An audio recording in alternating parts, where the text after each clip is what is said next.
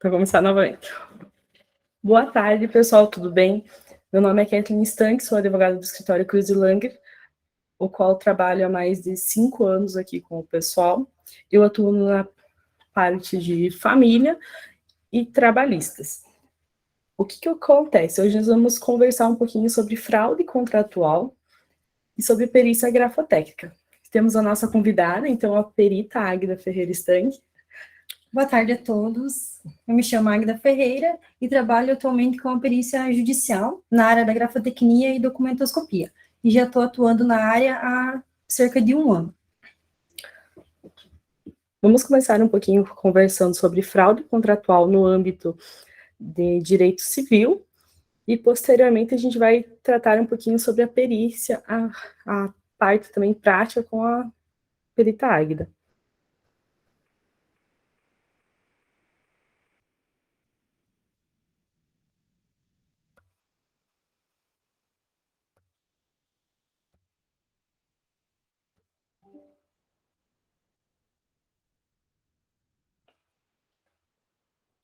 Então, vamos falar um pouquinho sobre fraude contratual.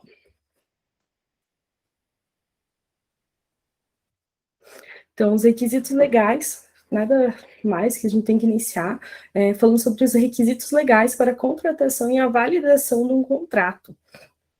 Quais são?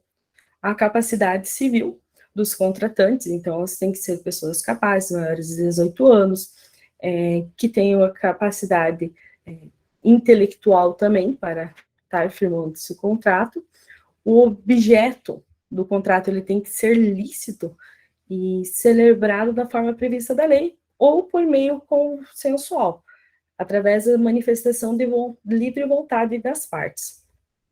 Também tem que ter um pouco de atenção quando você vai fazer aos advogados, quando faz um atendimento, que você faz os questionamentos ao cliente. Por quê? Porque tem que verificar essa questão do se ele é analfabeto ou é analfabeto parcial que a gente fala. O que é analfabeto parcial? É aqueles que sabem desenhar o próprio nome. E o analfabeto total seria aquele que não sabe nem escrever, que ele usa a digital em contratos. Nesses casos, quando é analfabeto total ou parcial, ele tem que ter a assinatura de 2 testemunhas. Em alguns casos, já vi as pessoas não se recordarem de ter feito realizado os contratos e chegou no momento da perícia e estar assinado por algum familiar. Acontece algumas surpresas durante. A responsabilidade, qual é a responsabilidade da empresa? É uma responsabilidade objetiva, é que ela não depende da existência de culpa ou não. A empresa arca por essa responsabilidade ante a prestação aos consumidores, como fosse um defeito na prestação de serviço. Qual seja, às vezes não é repassada a informação suficiente, não é verificado os requisitos mínimos para a elaboração do contrato, as informações, elas não são repassadas claramente às pessoas, e o fornecedor, ele se exime em algumas situações, ele se exime dessa responsabilidade, que qual seja, quando é comprovado a culpa exclusiva do consumidor, que o consumidor tenha vindo a procurar e ele tenha mesmo não ser questionado, não ser verificadas situações antes de contratar com o terceiro. Ou a culpa de terceiro, que é as fraudes que acontecem, de terceiras pessoas pegarem documentos de uma pessoa que seria a pessoa que seria a vítima e falsificar a assinatura. Ou induzir a pessoa alguém para essa falsificação. Ele vem como uma falha de serviço mesmo, como um defeito na prestação desse serviço.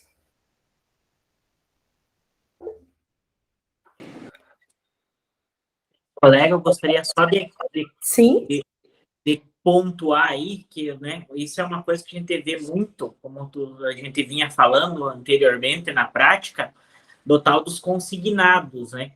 é aquele do que é aposentado, que ele já tem, às vezes, pouco conhecimento, está desacompanhado, às vezes, de algum familiar, e isso a gente vê acontecer, assim, com certa regularidade, inclusive, né? Mais de 90% dos casos de fraude nessas questões de fraude contratual ocorre com pessoas idosas e aposentadas. Por quê? Eles veem uma vantagem, eles veem um ganho ali certo, que seria a aposentadoria das pessoas, e o acesso a esses dados. Esses dados a gente sempre explica também para os clientes, né, para as pessoas que buscam nós, que ocorrem de algumas empresas venderem esses bancos de dados e que tem a cópia do RG e CPF das pessoas, porque muitos deles também acabam fornecendo para terceiros. Dos questionamentos que a gente sempre faz quando a gente faz atendimento é se eventualmente não foi nesses banquinhos que a gente sempre comenta, né? Que não seria o banco em si, seria essas outras empresas terceirizadas que fornecem empréstimos e consignados. Eles vêm pegando os documentos das pessoas, não digo todos, né, mas a gente vê, assim, uma grande maioria que solicita os dados das pessoas para eles fazerem simulações, ou para eles verificarem a margem de financiamento. Em contrapartida, eles utilizam esses dados para fraudar contratos. E muitos são sempre, a maioria das vezes, são surpreendidos mesmo quando ocorre a redução, né, a redução do seu valor ganho no final do mês, da sua aposentadoria, que vem o questionamento, como normalmente ocorre de valores pequenos, valores ínfimos, quando eles notam essa diferença, possuem 2, 3 supostos financiamentos sendo descontados sem nem a pessoa ter conhecimento. E por isso que vem sempre a questão, sempre qual parte que é analfabeto mesmo e qual que é a parte que é analfabeto parcial. Porque mesmo que você tenha seja analfabeto parcial, é sempre bom a gente sempre lembrar, quando a gente atende uma pessoa idosa, nesses casos, a necessidade de alguém da família estar presente.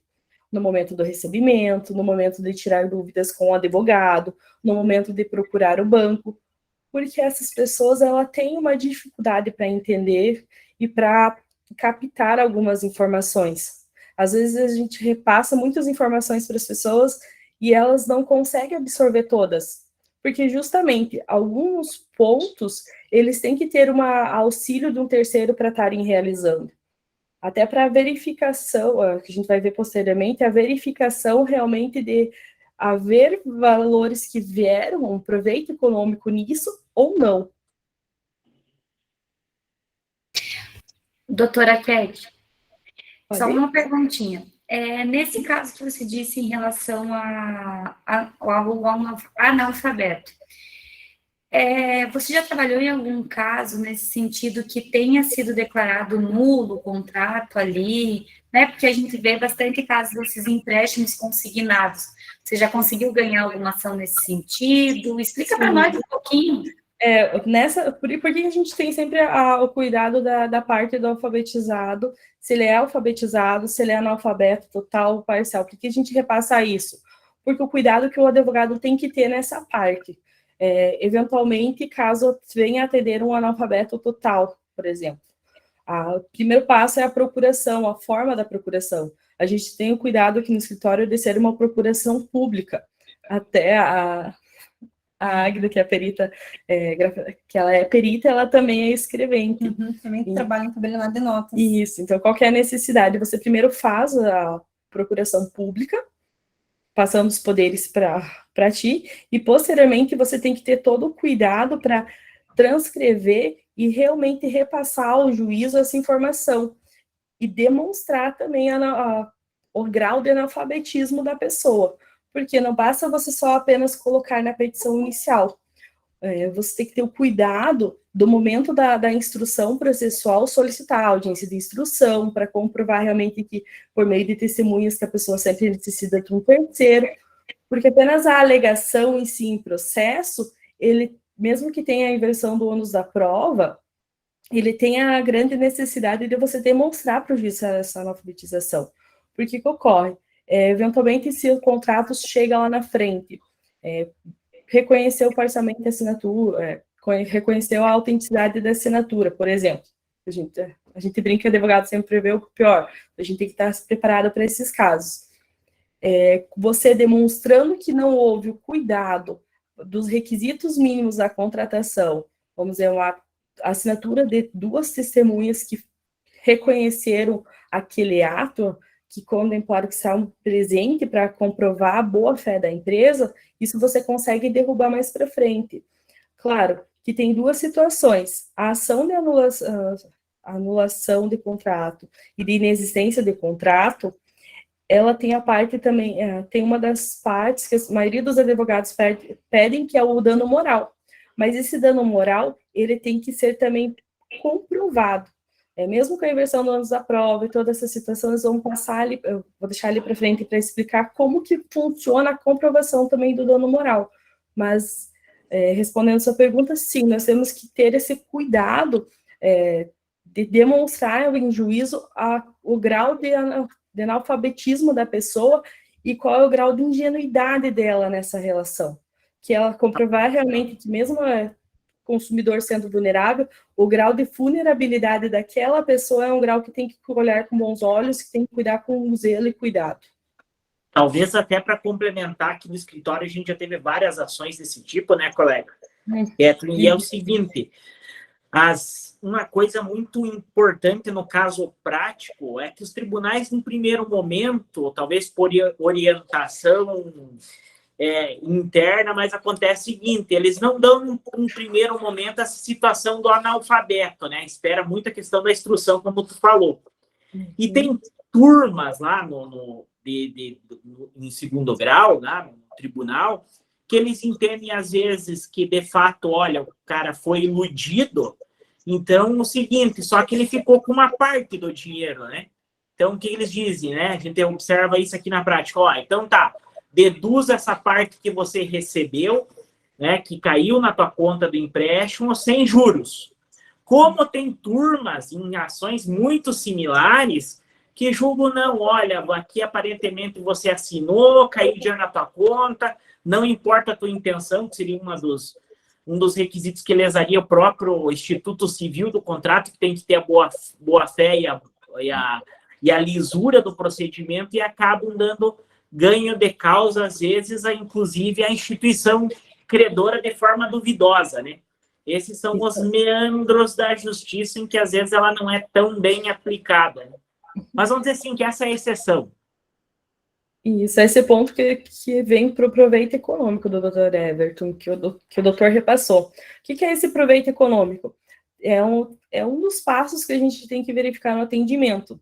Se não houve TED não solicitado, recebimento de valores creditados na conta do cliente, se houve financiamentos suspensos, parte do financiamento suspenso é uma busca que você tem que realizar. Uma busca de qual maneira? Através do meu INSS, o cliente normalmente ocorre ser aposentado nesses golpes, solicita-se o login e senha, junto com o cliente você faz o acesso, já repassa a senha para ele, você acessa e verifica o histórico de financiamento anterior, anterior ao suposto valor creditado. Assim você consegue fazer essa busca analisando se houve a suspensão de algum financiamento ou se tinha algum financiamento que foi realizado uma quitação e um refinanciamento, como pode ocorrer. Por quê? A partir do momento que é comprovado judicialmente que a pessoa ela teve um proveito econômico, que além do fato de não ter solicitado um empréstimo ou não ter solicitado um refinanciamento, ela teve ganho financeiro com aquilo, acaba-se tendo o pedido de abatimento de valores. Por que o abatimento de valores? O abatimento porque a pessoa recebeu também valores. Além do fato de ter descontado, houve um recebimento de valor. Então, tem que fazer o abatimento de quanto pagou, fazer todo o cálculo de quanto pagou e quanto recebeu, ambos valores atualizados, para chegar num consenso de abatimento. A parte do proveito econômico também ela é importante analisar, até mesmo para você explicar para o cliente a parte do dano moral. Por quê? Porque o dano moral, ele só está sendo, anteriormente ele havia, assim, uma grande demanda procedente de dano moral nesses casos de empréstimos consignados, cartão de crédito consignados, indevidos, e que mesmo com a inautenticidade da assinatura, tem correntes jurisprudencial que repassa que o dano moral ele só vai ser realmente aplicado na prática, ele é aplicado como uma forma de coercitiva para a empresa, se tiver inscrição indevida, a devida comprovação da redução da capacidade financeira do aposentado, ou realmente situações fechatórias comprovadas. Até hoje à tarde, eu fiz algumas pesquisas novamente para verificar. Ele repassa que o simples fato de uma complementação ali como financiamento em nome de uma pessoa, mesmo que ele não tenha sido solicitado, tendo em vista um proveito econômico da parte, ele não se aplica mais o dano moral, ele só está tendo a restituição na forma simples. O que é essa restituição? Quando você entra com uma demanda, foi todo o processo e o juízo fala, ordena, sai na sentença.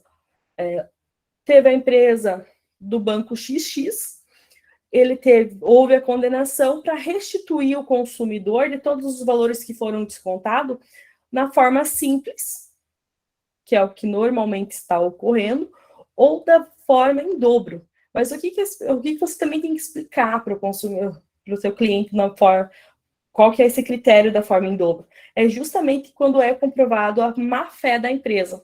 Quando é comprovado que a empresa, mesmo com um contrato, com a falsificação da assinatura, com a inautenticidade da assinatura, ela agiu de má-fé.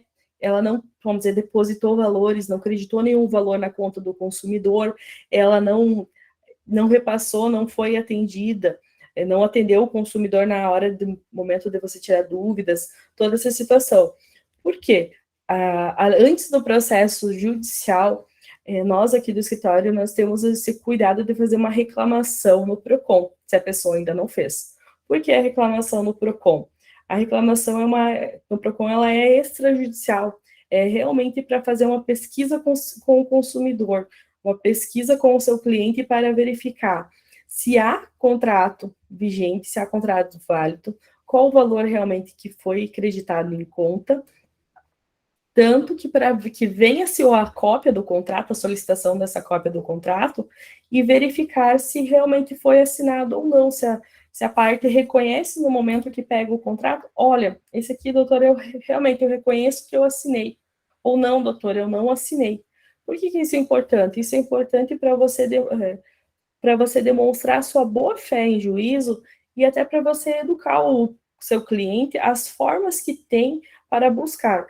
Anteriormente, há mais ou menos um ano atrás, nós não fazíamos pelo PROCON, porque tinha o canal pela ouvidoria do INSS, o qual nós solicitávamos a cópia do contrato e os comprovantes de TEDs. Só que, recentemente, ele suspendeu esses atendimentos devido à alta demanda, eles suspenderam esses atendimentos e repassaram que esses atendimentos deveriam ser extrajudicialmente pelo PROCON. Então, sempre informa, caso alguém, se você conhece algum amigo, algum vizinho, alguém que tenha alguns descontos indevidos na folha, ou eventualmente estão com inscrição indevida, porque além dessas ações anulatórias não ocorrem apenas com aposentados, ela também pode ocorrer com qualquer outra pessoa que tenha uma inscrição indevida mediante contrato, você faz essa busca, essa reclamação, essa busca, chegando-se o contrato, você procura assistência de um perito, uma perita para que venha te auxiliar e verificar a autenticidade dessa assinatura, principalmente quando essas questões forem valores mais altos, porque assim você vai ter uma carga maior para você entrar em juízo. Agora eu convido, não sei se alguém ficou com dúvida agora, né? Agora eu convido a perita Águida para conversar um pouquinho conosco nessa parte prática mesmo de perícia. Acho que a Letícia tem um questionamento. Deixa eu abrir aqui que a gente não estava vendo. Oi, Kathleen, boa tarde. Oi, tudo bem, gente? Tudo bem. A hora que você estava comentando ali sobre a má-fé, né, a gente fazer a reclamação, né, na ouvidoria, nos canais de atendimento, as reclamações, né, formalizar para comprovar essa má-fé. Eu queria ressaltar a dificuldade que é de entrar em contato com os bancos, né?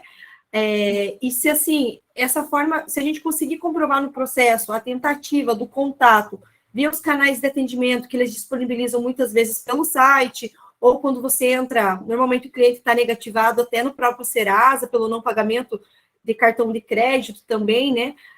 A gente não tem acesso a nada, mesmo que a gente se identifique como sendo advogado, eu tenho a procuração, encaminho por e-mail, eles pedem para enviar, mas ainda eles acabam recusando em passar as informações. Ou diz, aguarda um minutinho, é questão de 10 segundos, eles desligam a ligação. Então, a gente acaba não tendo informações, porque muitas vezes meus clientes chegam, vai em tal lugar e faz a reclamação formal, né, no PROCON. Só que eles não têm essa capacidade, esse conhecimento técnico para ir no PROCON e reclamar, né, da situação que está acontecendo, por causa da pouca idade, né? Então, eles não têm essa disponibilidade de tempo ou o entendimento necessário para chegar lá e fazer a reclamação, né?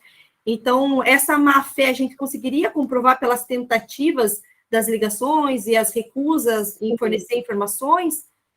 Sim, você faz menção dessas situações. Eventualmente, algumas empresas elas fornecem protocolos, em outras realmente não fornecem.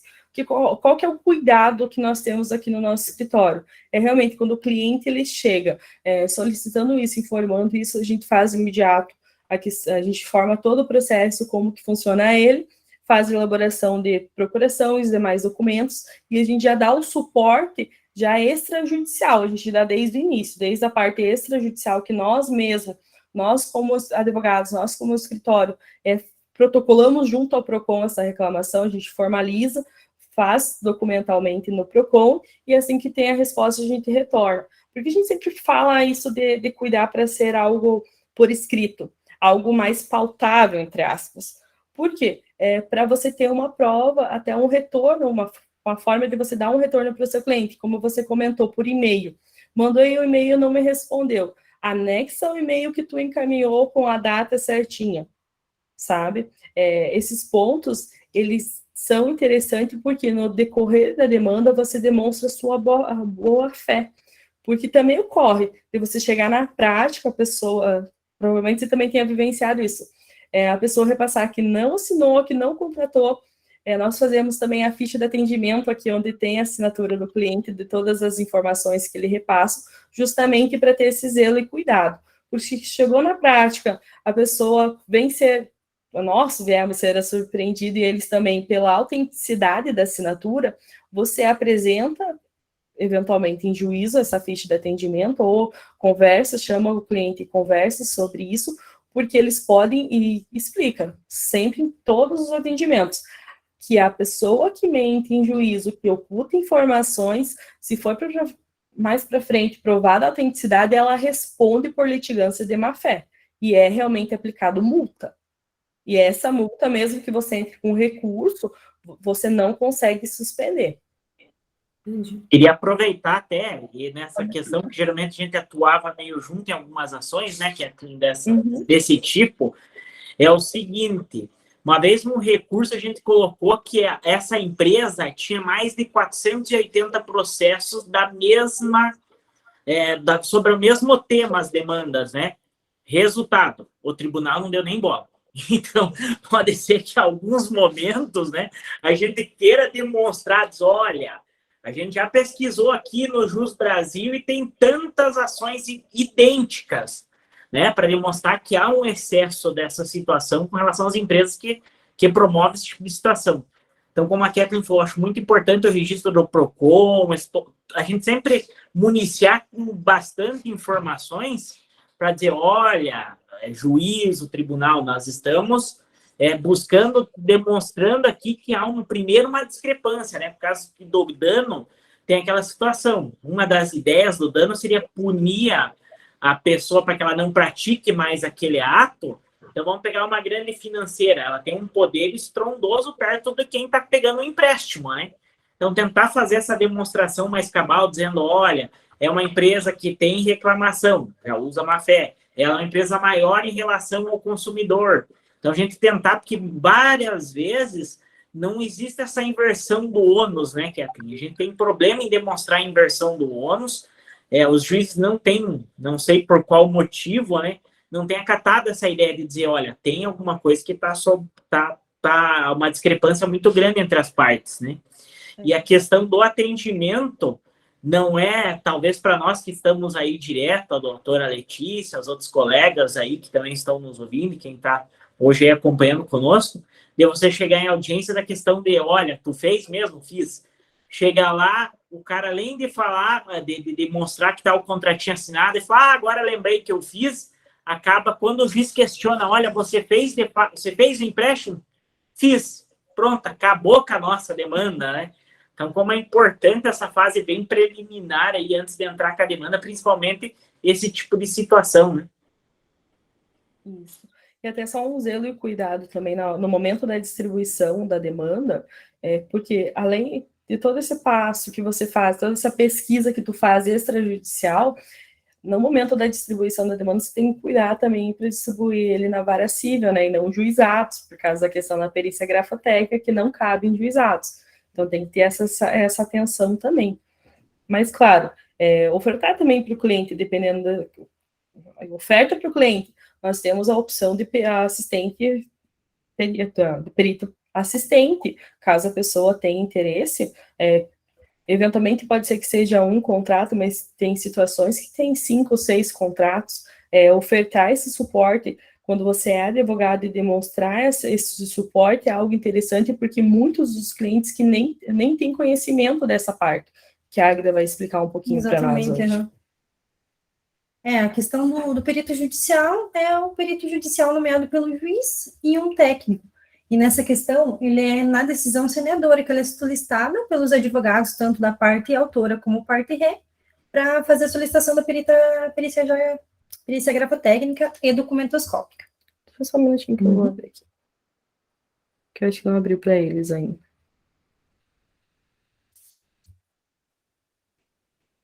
Então, o perito ele tem a função de auxiliar o juiz também nessa demanda, porque ele não tem esse conhecimento técnico da área da grafotecnia e da documentoscopia.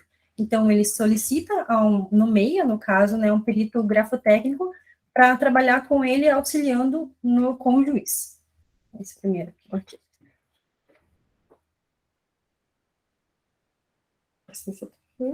Na questão da assistência técnica, é o caso em onde a parte, ela solicita o assistente técnico no momento da realização da petição inicial, para dar um parecer técnico, uma elaboração do laudo. E no decorrer do processo também pode ser realizado. A função dele é basicamente ajudar, auxiliar também os advogados na questão do parecer técnico. Esse tema é muito importante porque alguns, não só nessas partes da anulação de contrato, como revisional de contratos também, muitos clientes, eles têm dúvidas sobre a diversidade que pode ser utilizada. Então, no momento que é designada uma uma perícia grafotécnica, a realização de uma perícia grafotécnica, você também pode conversar com o teu cliente informando isso, porque já vi casos em situações que as pessoas só vão saber posteriormente que poderiam ter essa opção de assistência técnica em processos que acabam se prejudicando mesmo. Então, é bom você sempre ser transparente com o seu cliente, fazer essa explicação, como que funciona e essa opção, né, no momento processual. Pode ser feito antes no processo também, antes de entrar com a petição inicial. Então, quem pode contratar o assistente técnico? Seria a parte, ou os advogados, ou até os próprios bancos, né, por meio extrajudicial. Como que funciona essa contratação, Águida, por meio de advogado? Por meio de... Eles solicitam para mim, os peritos, no caso, uma proposta de horários. E dessa forma a gente elabora o valor da proposta e vai até o advogado também para ele conversar com a parte e eles entrarem em acordo se aceitam o valor proposto. Ótimo. E as funções do assistente técnico? É o acompanhamento dos trabalhos do perito nomeado pelo juiz, oferece um auxílio técnico, especialista na composição inicial do caso, ter consciência dos prazos de entrega do laudo, do perito e do parecer, então ele também acompanha o perito grafotécnico, analisa análise precisa relacionada à metodologia utilizada e adaptação de determinadas técnicas que podem ser prejudiciais no processo. A produção de quesitos também pode ser feito anteriormente, né, no parecer técnico. E a formação do parecer técnico, concordando ou discordando com o embasamento do laudo pericial, apresentado pelo perito judicial. Vocês fazem a apresentação do laudo à parte, então? Uhum. É um laudo à parte. A gente apresenta o laudo, o parecer técnico, no caso, para o advogado, e o advogado que junta os autos, daí. Eu acho interessante, falando assim, o assistente técnico, perito, no expert, né? A gente já teve processos em que o advogado, muitas das vezes, ele não tem domínio do assunto, né? Vamos dar perícia. Olha, o que tu acha aqui? É muito interessante, né? Podemos falar isso aqui pelas experiências aqui no escritório, como auxilia no processo, como tu falou no início, se você contratar inicialmente, melhor ainda, antes de distribuir a ação, porque a gente vai com bem mais firmeza, né?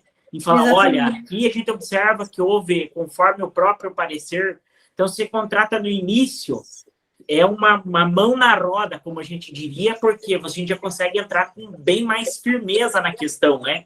E se você nomeia ele lá no meio, lá na hora da instrução, também, não que seja menos, né? Mas o que eu acho muito importante é que alguns termos a gente consegue reafirmar junto com o perito, né? Junto com o assistente. Olha, o perito pode dar essa dica, né, Águida? De dizer assim, Exatamente. olha, aqui a gente pode pedir tal coisa, né? Uhum. Ele pode acompanhar também na hora da diligência dos peritos, acompanhar a perícia judicial também, fazer questionamentos ao perito também, apresentar quesitos, tudo por meio do advogado.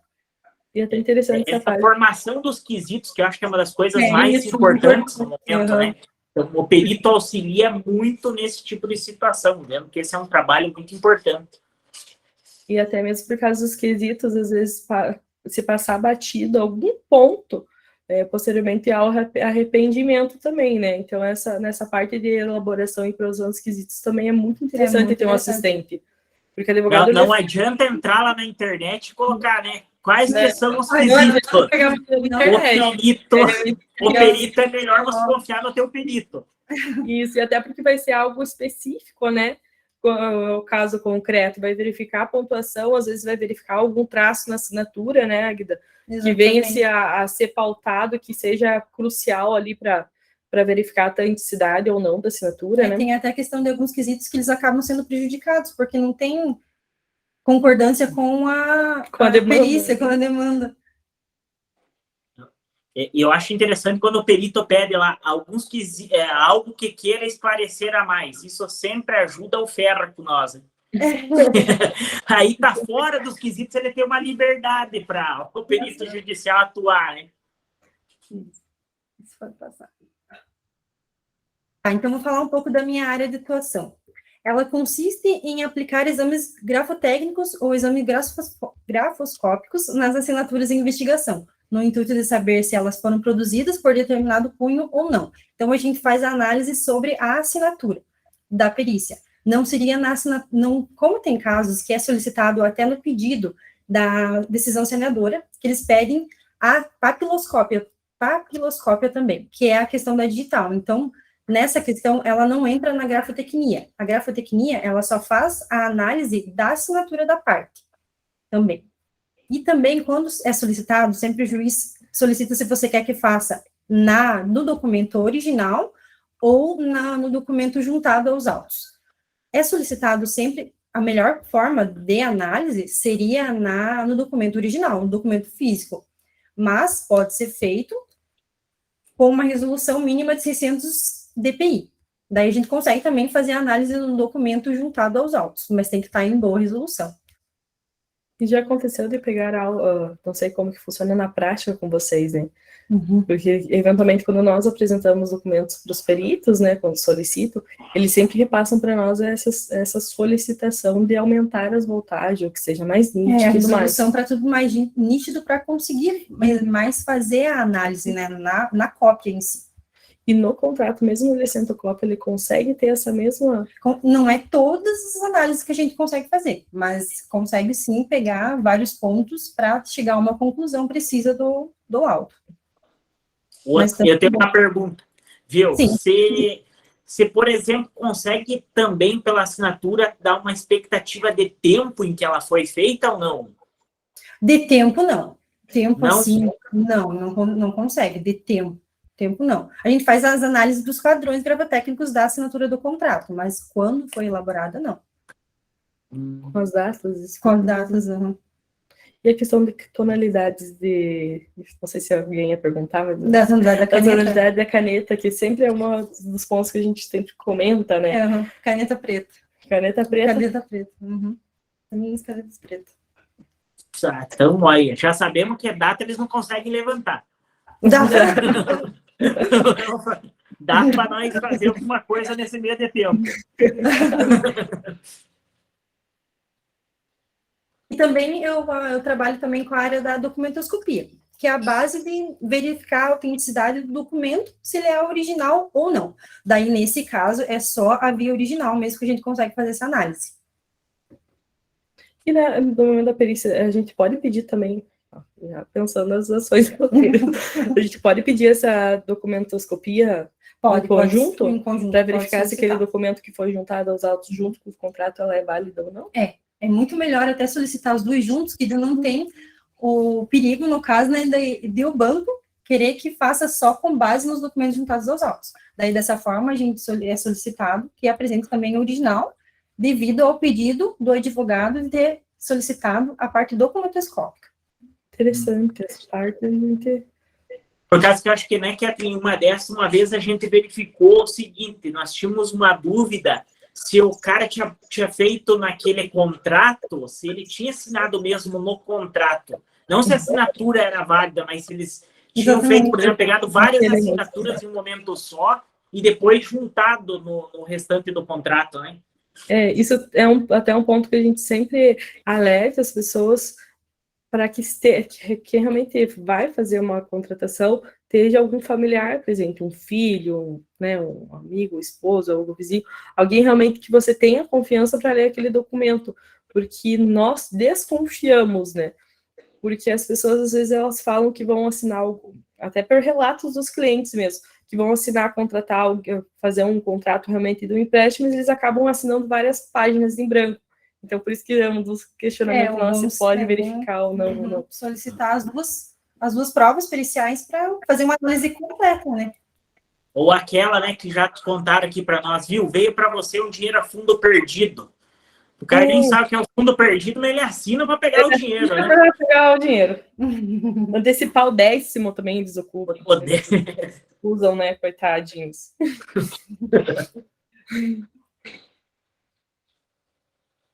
Isso. Mas nós vamos fazer a abertura, então, para eventualmente, caso tenha algumas dúvidas. Não. Eu acho que a gente tem um bom relacionamento entre nós e os peritos, né? No seguinte quesito, como é importante a atuação do perito. A gente, talvez, em algumas ações, a gente não tenha o hábito de demandar esse serviço técnico, né? Mas, assim, a gente que observa isso na prática faz uma diferença imensa, porque é uma das questões que vai formar o próprio convencimento do juiz, né? Exatamente. Como você fala, fazer os quesitos, já alguns peritos nos auxiliaram na formação de quesitos, e a gente consegue ver a qualidade técnica que fica nosso trabalho quando tenha esse profissional junto, né? É bom, sim, o acompanhamento, né? Desde o início do processo, né? Nessa parte. Até nós estávamos comentando antes, a Agda, ela também faz esse acompanhamento quando é técnico, ela faz acompanhamento de atendimento com o cliente, explicando para o cliente quais são os pontos que vêm a ser interessante e quais pontos que vão ser analisados na perícia, para já preparar que a gente fala o cliente na forma como que vai ser analisado o documento que já foi formulado, né? Uhum. Eu me recordo também, tipo, uma coisa interessante, quesitos complementares, ou quando a gente pode fazer mais um questionamento para o perito, como é que é o nome quando o perito judicial apresenta o laudo, e nós podemos fazer mais um pedido de esclarecimento, né? Exatamente, apresentar também pode ser caso de divergente, né, ou se o perito ou assistente técnico queira apresentar um novo parecer técnico, também pode apresentar depois do laudo pericial. porque não está Ou- estritamente, né, Uhum. apegado àquele, porque é bom eu também ter mais opinião de algum terceiro. Exatamente. Caso, né, o outro perito se equivoque, no caso, né, pode o assistente técnico entrar com um parecer técnico em cima do laudo do perito. Interessante. Vamos lá. Alguém mais tem algum questionamento aí para os nossos colegas? Explicaram muito bem, porque não tem Então, em nome do escritório, nós agradecemos a participação e a disponibilidade da Águida, né, em participar conosco nessa tarde, e explanar um pouquinho como que é na prática para todos nós, e a quem tem interesse também procurar a Águida, né, Sim, eu estou à disposição para o trabalho da perícia judicial na área da assistência técnica. E eu agradeço o convite de vocês de participar. Agradeço a participação de todos tenham uma boa tarde. Boa tarde a todos. Boa tarde, obrigado. Meninas, foi ótimo, bem esclarecedor. Boa Tchau, noite. pessoal. Obrigada. Obrigada. Até mais. Tchau. Tchau.